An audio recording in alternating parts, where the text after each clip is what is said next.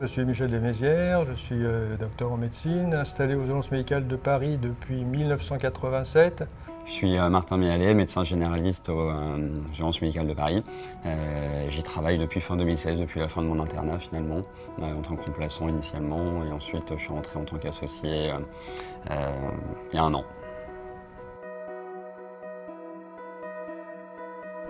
300 à 400 appels téléphoniques sur la plateforme par jour. C'est environ 200 à 250 visites par jour. Ça représente environ une vingtaine de kilomètres par jour. Je passe dans les embouteillages, sur 3 heures de temps en voiture, je pense la moitié dans les embouteillages. La circulation parisienne est franchement très fatigante et stressante pour nous, surtout avec notre métier très caractéristique d'aller voir les patients au domicile. Les temps de circulation, les difficultés sont effectivement générateurs de stress. Il est vrai que quand on sort d'une visite pas facile, se remettre dans la voiture et se faire klaxonner, engueuler à droite à gauche, c'est franchement usant. Et puis les difficultés qu'on rencontre également au terme d'une circulation difficile pour se garer, pour trouver une place à proximité immédiate d'une visite. Le matin, entre 8 et 9 à peu près. Pour moi, le pire moment pour circuler, j'ai remarqué que c'était souvent à partir de 17h, entre 17h et 19h, le moment où tout le monde sort du travail finalement. Et le pire du pire, c'est le vendredi soir, dès 16h, quand tout le monde veut sortir de Paris pour son petit week-end. Là, c'est vraiment la catastrophe. Il m'est arrivé plusieurs fois d'ailleurs de laisser ma voiture pour finir les visites à pied ou en vélib, avec des jumps, parce que c'était vraiment l'horreur pour circuler en voiture. Les difficultés de circulation ont certainement impliqué, pour certains de mes confrères, l'abandon de visites pour des raisons d'impossibilité d'accès.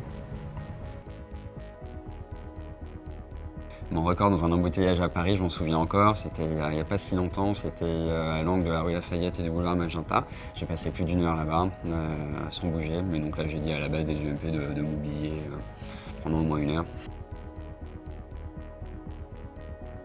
L'objectif de déplacement en vélo est pour nous de gagner en sérénité, en disponibilité pour le patient, en disponibilité d'esprit, en temps d'écoute, en qualité d'écoute. Le concept de l'Emergency Bike va nous faire gagner du temps. Je gagne jusqu'à 1 heure de trajet par jour, ce qui me permet de voir entre 2 et 3 patients supplémentaires. Mais surtout va nous faire gagner beaucoup en termes de stress, de confort de travail, de sérénité dans les déplacements, dans les prises de stationnement. Avec Emergency Bike, je passe au moins 1 heure de moins dans les transports par jour. Et puis également le plaisir de se déplacer dans Paris en vélo.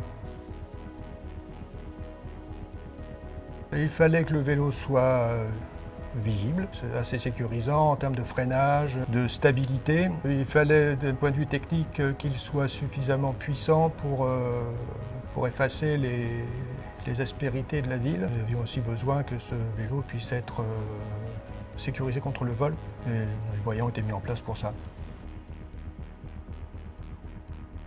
Les aspects positifs, très positifs du vélo, ce sont notamment l'aspect cargo qui permet d'embarquer tout notre matériel, son autonomie, la sécurité. Il y a un verrou donc évidemment pour le cargo, un antivol au niveau de la roue et puis une grosse chaîne antivol. La visibilité du vélo qui est blanche et bleue, qui nous permet d'être bien visible dans les rues de Paris.